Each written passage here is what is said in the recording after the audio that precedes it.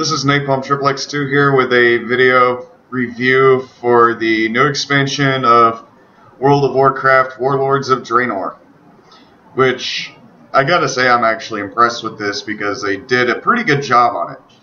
It was a little sketchy at first, I'll admit it. Because Mists of Pandaria, Pandas, no thank you. Cataclysm, Dragon, okay, yeah, whatever. But with this, they actually found a pretty nifty idea, and they created a bit of a paradox, if you will, because they went back in time to events before, Burning Crusade, before the Dark Portal opened up, and, before the Outland became the Outland. All the way back to Garrosh's dead, Grandma Hellscream refusing to consume the blood of the demon Manoran. Of course, resulting in Garrosh going back in time, stopping his dad from doing it, and fucking up time flow as we know it for the lore itself. So that's your basic givens for the plot there. We're going to go over the positives, like the number crunch that they did, which has been needed to be done for a while because the numbers are getting well out of hand since the end of Cataclysm. And they toned it down a little bit, but they didn't change the original value of your damage because you're still going to be able to kill something in the same amount of time as you were before. And it added a little bit more complexity. They took out hit, which is nice because it was a bitch, especially for spellcasters having to stack on hit just so their spells would actually kill something or someone if PvP was your game. And the dungeon difficulty since the number crunch has actually boosted itself upward a little bit, exponentially. It used to be simple towards point anybody could do it, and now it's hey, these guys, we need to have a brain here. Because they've altered several skills and spells for tank and DPS and healers alike, which has been needed for a while, with the exception of Dire Maul. Tank and healer's worst nightmare. And they've even added a new feature, the garrisons, which are interactive, allowing us to build our own bases, literally from the ground up. Giving us more options, more stuff, extra features, even followers that can go on missions and gather resources for you, allowing you literally, the more you interact with your garrison, the better your reward will get. And it's a pretty sweet deal. Right? I would show right now, but the queue times are exponentially long.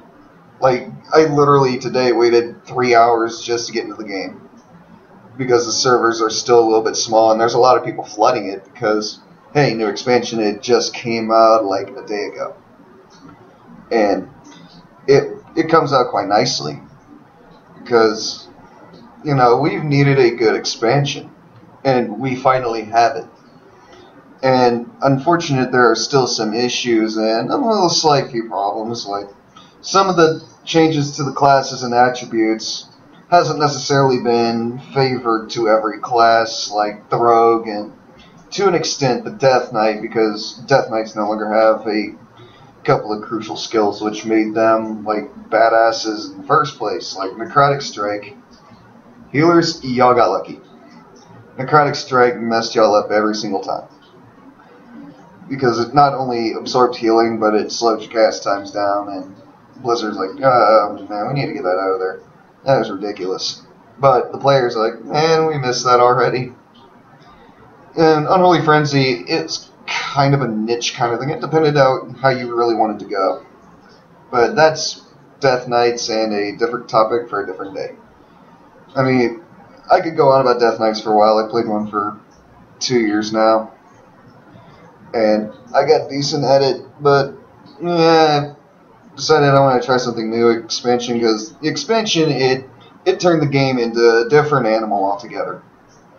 And now that we have that liberty that has been needed for a while, and it's hey, we got something new. New models, new textures, everything. Even so, like, they may not have added like new spells or anything, but they've given us improvements on spells we already have. Like, for example, the Warlock has an enhanced Haunt of Your Affliction.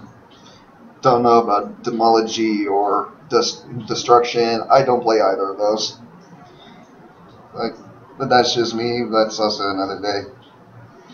And the major problem with this expansion, and it's going to plague every single expansion that ever comes around, because no launch is ever going to be perfect. And Blizzard, if you guys are watching this, please expand the size of the servers at the very least, or at least allow us to be able to still use our characters on different servers. You know, it's basically filler space. You know, those little pop servers that have like almost nobody on them anymore, because it's kind of frustrating, because there are people who want to be able to play with their friends, guildmates, roommates, whatever. You know, they're like, man, I really want to play with you guys, but I kind of can't because this queue's taking like 3 hours. But that's the one problem that's always going to plague the game itself, every single expansion, because everybody's going to try the new thing. It's just the way it's always going to be. Every single MMORPG, the same issue. It's going to be a common thing. It's as common as America and apple pie.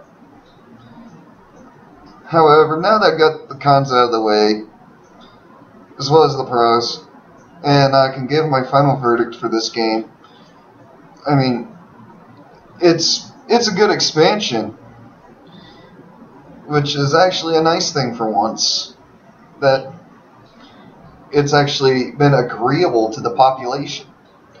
And in my closing statement, I have to give Warlords of Draenor 9 out of 10 and a hell yeah. Keep it up, Blizzard!